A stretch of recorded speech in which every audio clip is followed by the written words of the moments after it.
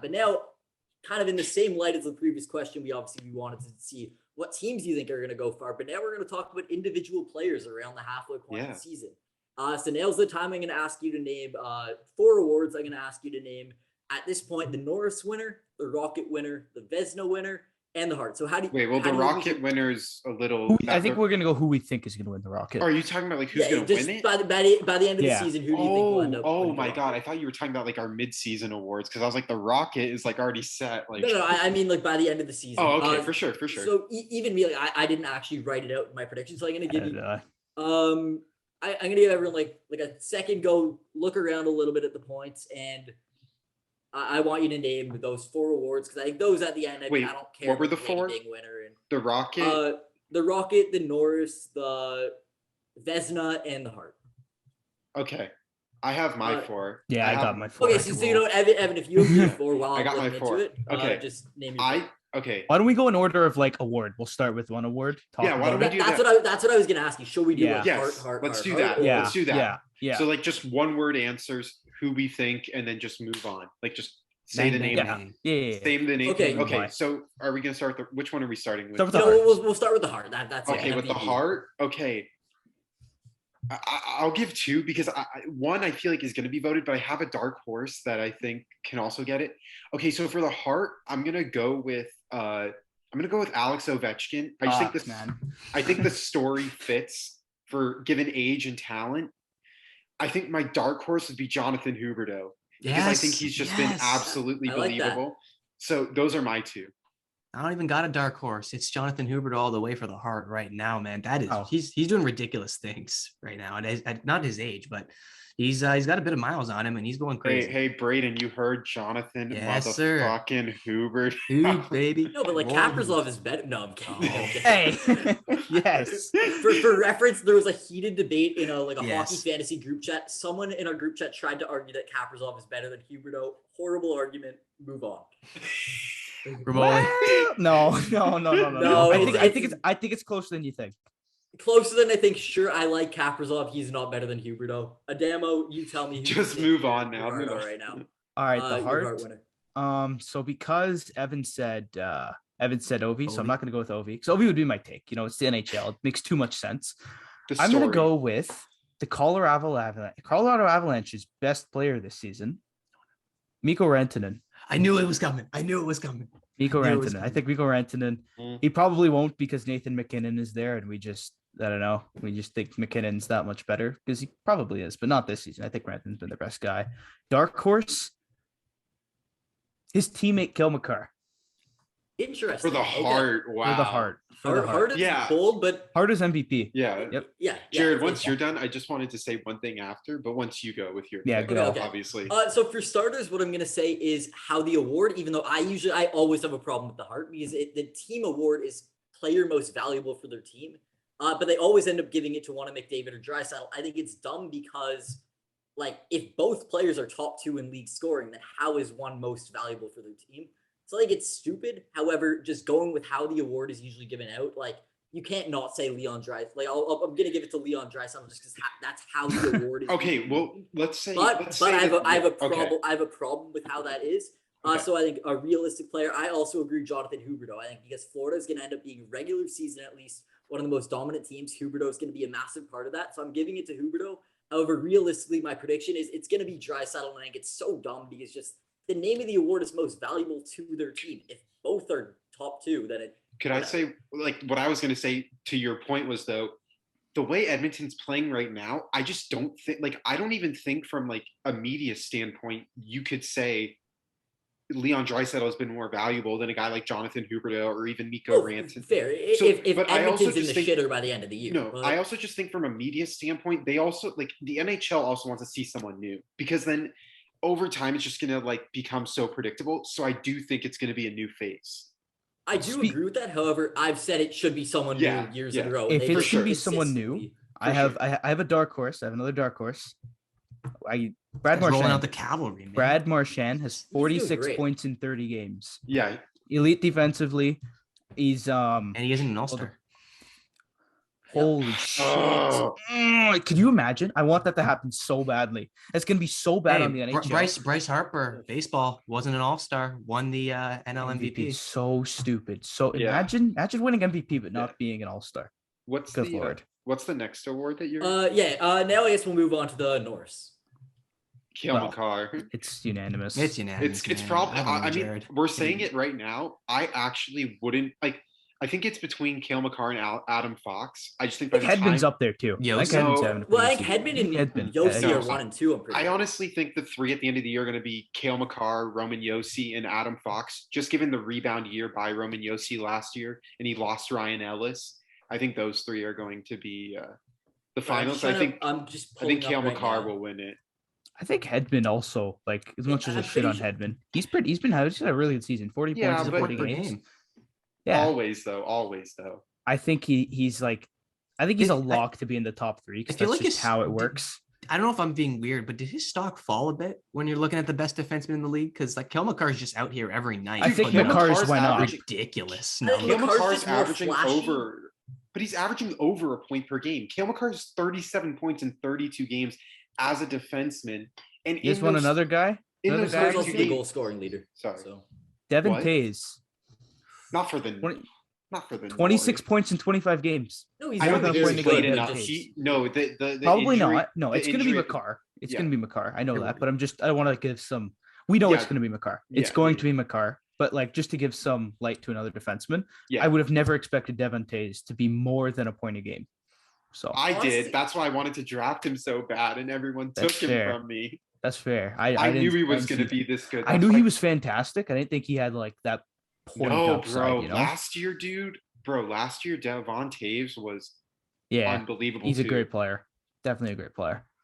Aaron Ekblad, Ekblad's doing amazing. So many. I want to give credit to Roman Yossi though, because he had a very bad season last year, and he's doing unbelievable. He's right now second in defensive points, and if he keeps this up, and Nashville is one of the best teams by the end of the season, I could see him being at least in the top 3. I realize Makar is going to. I think he'd be in the conversation. I don't say the top 3. Definitely top 5. I think it's a huge if Nashville finishes the season as one of the hottest teams, and he's again like if Yossi finishes, let's say 1 or 2 in defensive scoring. I think you could definitely make an argument for him being top 3. That's valid. Like in the top 3 for sure. Can I give a fun stat about the Norris? Yeah. So last year, Tyson Berry led the NHL in points and became the first defenseman in NHL history to lead all defensemen in points and not have a single Norris vote. Because he played with McDavid and Draisaitl 3-on-3 half the time. It's so funny that this guy had more than a point a game last year and didn't even get a 5th place vote. Well, that's why we always say like points, even from a team, like standing wise and even player wise, they don't tell the full story. I agree. He shouldn't have gotten a vote. I just find it's so telling how useless his points are. No, I'm adding to your point, saying like they don't tell the whole story. Yeah.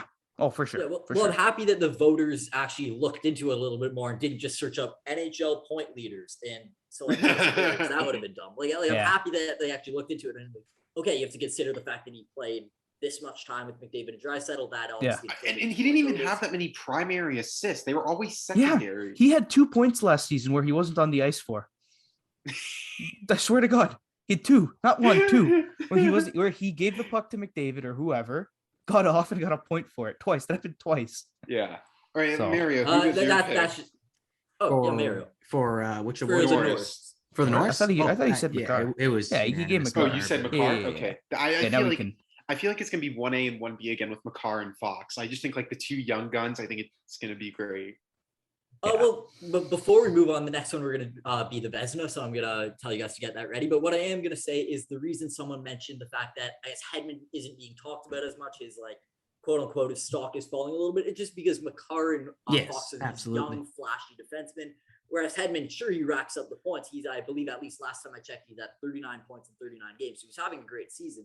But he's just such like he's a big body. He's just very stable defensively. But he isn't doing the flashy shit that Makar is doing. So like that's the reason that Makar is just getting all the credit, and rightfully so. I mean, he's the leader in goal scoring for defensemen, and he's just doing things that no other defenseman could do. So he's unbelievable, and he deserves all the credit. He absolutely will be in the mix, at least top 3. Likely right now is the favorite to win But now I guess we'll move on to who do you guys think will end up winning the Vezina by the end of the season? I got my guy. Yeah, you go. You go. So Dama, you start. I got okay. I think this one, I hate to say it, should be unanimous. If he says what I think he's gonna say, I'm gonna give him a fat punch. Well, I know if it's not. Okay, go. I'm going to say it. We all know who it's going to be. It's going to be Igor Shesterkin. Okay, you no? relieved your punch. No, okay. Don't worry. When I talk, I'll give you the slice. Interesting. I think it should and I don't even think it should be up for discussion. He's 17-4 with a 1.99 goals against average, leads the league in goals saved above expected, goals saved above average. 17-4, 1.99. I don't see how you give it to anyone else. I agree with that. That's a fair answer. I think there's other guys I'd throw in the mix. However, he's absolutely up there. I mean, I was going to say the stats you were going to say. He's just doing unbelievable this season. He's such a part of the carrying them. He's carrying them. He is such a part in the reason that the Rangers are the team. And, going back to the Hart argument, I think even Shesterkin has a case for the Hart. Yeah, you're talking most valuable to their team. Yeah, if you replace Shesterkin with an average goalie, I don't even think the Rangers sniff the playoffs. No chance. It's harder with goalies. I definitely think he'll get votes, but I think he'll maybe be top 10, just not really Yeah. He'll definitely get maybe 3, but I don't see Yeah. I was thinking, this is probably not going to happen, but I was thinking Sergei Bobrovsky, just the rebound year that he has. I understand it's Florida and they're already expected to be fantastic, but they were supposed to be fantastic last year and Bobrovsky just wasn't it. And that's why they had to recall Spencer Knight to the NHL right out of college. And now he's 19-3-3 with a 2.47 goals against average and a .929 save percentage. I just think he definitely deserves some kudos for being for finally being the $10 million goalie he is after receiving probably a whole book worth of slander. I think that's fair as well. Now, Mario, what are your thoughts on the Vezina? Yeah, so this is what I was hoping Adam wouldn't say, and he didn't, thankfully. I thought he was going to go Jack Campbell. And that's what I thought you were going to go with too. You want to know why? Go Soupy. We did a preseason show about rankings, all that jazz. It was me, Adamo, and Mateo, our old friend from the Lease Line podcast, and we were given our Vezina rankings preseason, nothing on paper, anything done. And I said Jack Campbell, and I got laughed at, mocked, very much so.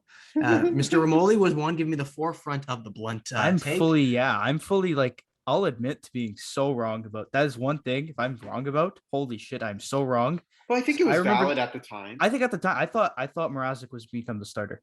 Mm-hmm. Yeah, I genuinely believed it. Look, when you're making preseason predictions, it's okay to be wrong. And I can admit to it too. That's good. I was fully wrong about that. But I'm not pumping my tires on Jack Campbell because I don't think he's winning the Vezina. I'm going with you. Igor Shesterkin is on another planet, man. He is. Jack Campbell's good and all, and he's doing a great job with the Leafs. The numbers don't lie. It would be a terrific story if he did win the Vezina, nonetheless. But it would suck for the Leafs, Igor, because then they have to pay him a lot more. Oh yeah, well, not for the Leafs contract-wise, but for his career, when you looked at what he's gone through, it'd be a pretty good achievement. He'd be definitely emotional about that. But I got Shesterkin, man. He is leaps and bounds over any other goaltender, I'd say. Even Vasilevsky, he has really proven a case. For me, at least. I had to write his numbers down for an article I wrote a couple weeks ago, and I had to second guess the numbers and look at it again because I didn't think they were real. And they're real. Yeah. And I'm tired of giving it to Vasilevsky. You just got to look at the team in front of him. Mm-hmm. The only reason I said Bobrovsky was just because the rebound. I mean, nobody expected I picked him last in both the fantasy leagues because I was like, fuck it. If it works out, it works out. And it's fucking worked out. You hit. Yeah. I'm going to say Jack Campbell isn't my answer. I'm going to start by saying that Jack Campbell's not my winner of the Vezina. However, there is an argument there. I mean, he's second to Shesterkin in save percentage, I believe. He's having a phenomenal season. I think he deserves a lot of credit.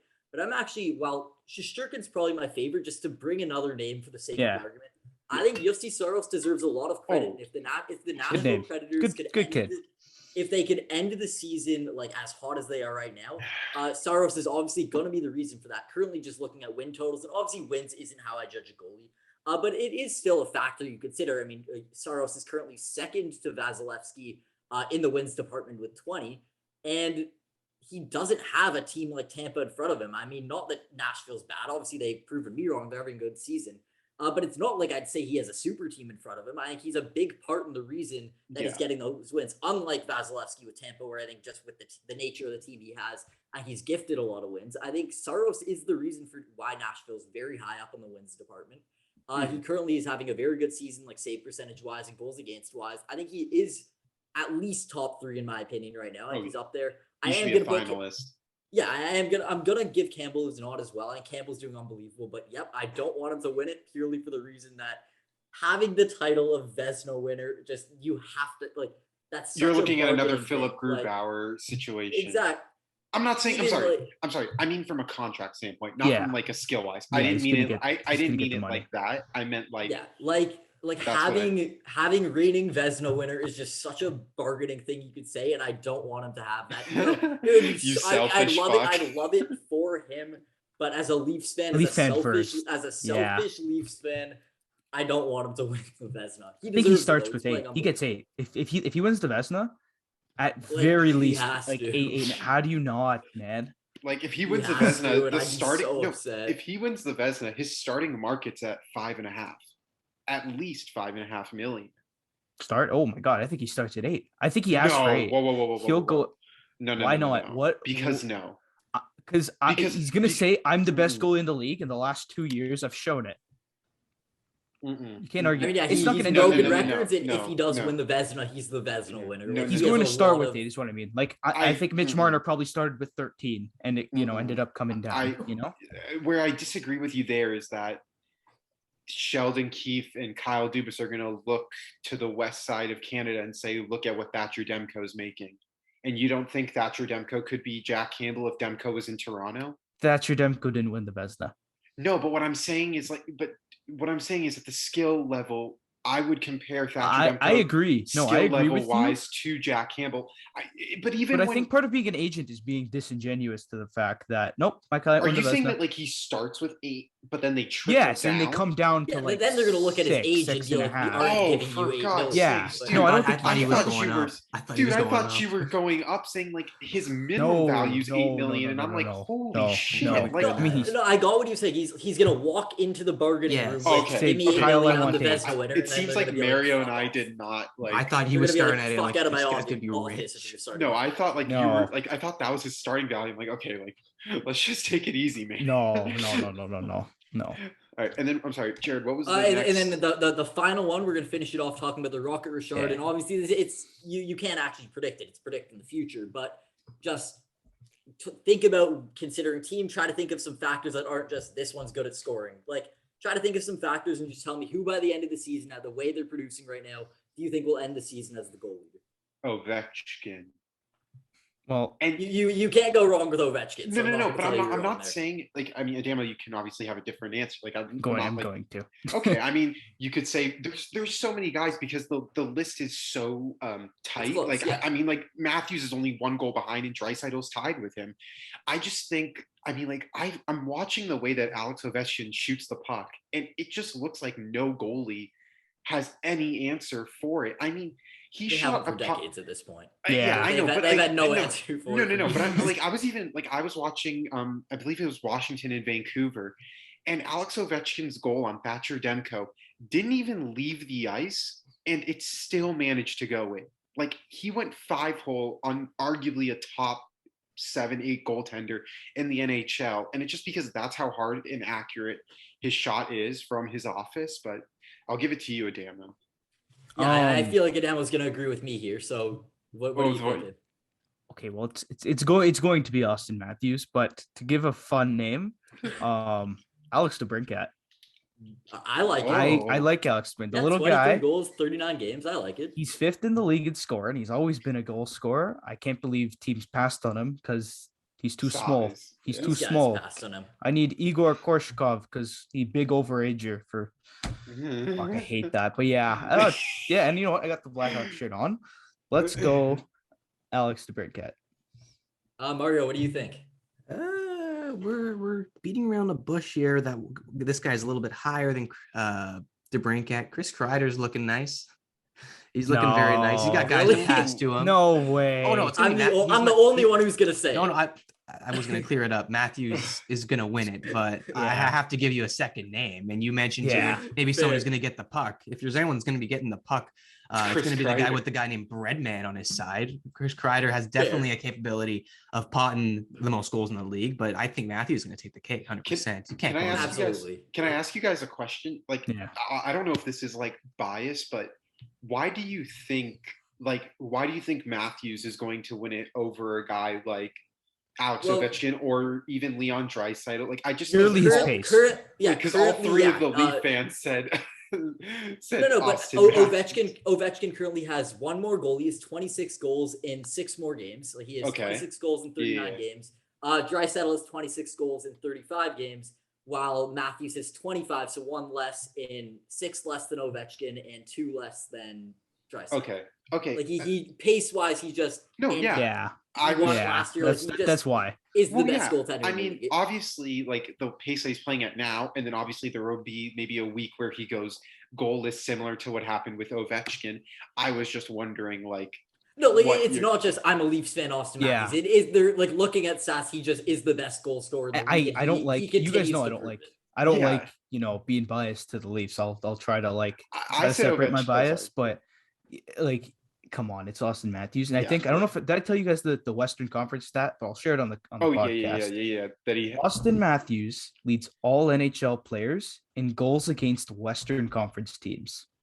He plays in the East. Yeah, it's stupid. He's also incredible on the road.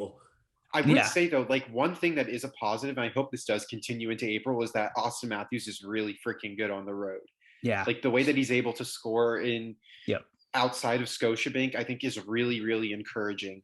We didn't see this last year. His ability to score in all sorts of places on the ice, I think that's kind of what stands him alone. Yeah, like I would love to see the numbers. I would love to see the numbers of how many goals this year alone. I know he's got there's a big wide percentage of how many goals Ovi has in his career on that side of the ice in his office, as he quotes it. But I would love to see the numbers this year as well, because Matthews can score from close. He could tip him home. He could snipe him. He could take that slapper the exact same way as in that exact same area, not the exact same way, because decades have shown that nobody could stop that shot from Ovi. But I don't know how. I don't know how. Why does no one? It's not hard. I think like, to your point, Mario, I think it's just like, that's the way that Ovechkin's game has been built. 100%. Is the one-timer. And Austin Matthews has an incredible slap shot, but he just doesn't use it because his wrist shot is just ridiculous. I don't know how. It's as hard as a slap shot. No, I was going to say even harder. Like, I think Austin, which you can only say about a few players, and I just think it's incredible. But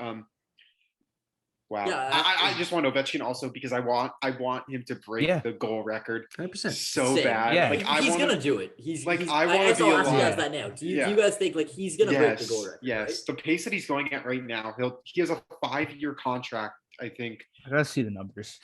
Because I don't know. 100. Okay, so he's the pretty pace close. Like, he's the pace that he needs to go at. Like, I actually did the research a little while back.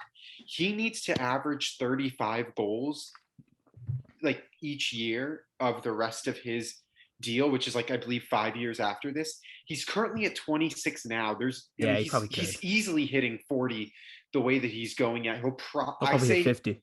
Yeah, he'll probably hit 50. So that means that, like, once he's getting into the latter part of his career, like, he only really needs to hit like 20 to 25. Yeah. He probably does. And I just also want to be alive to like tell I just want to be there to like tell my kids, like, I saw someone break a record that we all thought was untouchable. That we thought was absolutely untouchable. It's like the old quote goes. I forgot who said it. I think it's a soccer quote, but I'd rather face a guy who's practiced 100 moves than a guy who's practiced one move 100 times. And that's Ovi's thing. That one clapper, if it ain't broke, it's unstoppable. It is unstoppable. Kobe's fadeaway, unstoppable. I looked at it right now. So Ovechkin's 10 away from being third all time or 11 away from being third all time to get past Jágr. Yeah. In order to get past Wayne Gretzky, Alex Ovechkin would need 100 and 130. He would need about like 138, I believe. No, I'm sorry. Yeah, about 138, something like that. And that is sorry, my parents are right now. My apologies for that. But what's it called? Shoot, what I was gonna ask, how many seasons does he have left? Because for 138, I mean, well, here let me look at his contract. If he's putting up 40-ish goals a season, like there's definitely a reasonable argument that he could hit. Well, yeah, I just think I think he'll hit 40 over the next 3 years, and then I think it's going to die down. But the average that he needs to get will suffice. It wouldn't matter because of those previous 3 years. If you want to, I'll look it up right now. I know I believe he signed a 4-year contract extension, so he had this 5th year, and then he has. Oh no, I'm sorry. He signed a 5-year, $47.5 million deal. So he has. That's a lot. So I believe he has. He has time. So I believe he has this year plus 5 years. He'll probably do it. Yeah. So I mean, he better do it on home ice. He better do it in front of that Washington crowd. Imagine it happens against Toronto. You know what? Here's the thing. Here's the thing, though. I guarantee you, the coach won't allow that goal to be an empty netter, because I've noticed a lot of empty netters this year. Like, I guarantee you, the goal to break Gretzky's record will be like a one-time on the power play. Will not be an empty netter, because it'll be probably a one-time. That kind of that kind of just kills the story. I can only imagine, like, at I think it's called Verizon Center, or I think it used to be called Verizon Center. I can see fans flooding the ice. I think like the it'll be the random second period 1-1 game. Washington gets a power play, and I can just imagine everyone on their feet with their cameras out because they're expecting the craziest fan reaction. In hockey, a regular season game. I want to be alive to tell I saw someone break a record that we said. I hope it happens. Yeah, I hope it happens. I really want to get into the trivia. Can I bring up one more guy for the Rocket? We're disrespecting another Russian, and he's leading the league in goals per 60. Ilya Mikheyev with I had number in front of me. 2.8 goals per 60. That's in front of Max Pacioretty, Philip Forsberg, some bum named Austin Matthews, Anthony Duclair. Shout out to the Aussie, Nate Walker, Brad Marchand, Troy Terry, Audrey Mangiapane, Bolton's finest, Chris Kreider, Jake Gensel, Leon Draisaitl, Brian Rust. So what's the contract looking like for Mikheyev next year? What are we getting, 5 times 9? It starts at 9. It starts at 9. No, but here's the thing. It starts at 9, but it doesn't go lower than that. Oh, no. We're not talking Campbell's side of things. We're talking, Ilya Mikheyev, the giraffe, eh? Yeah, I had to bring him up. So... Love that you did. Before we close off the show, before we move on to the trivia,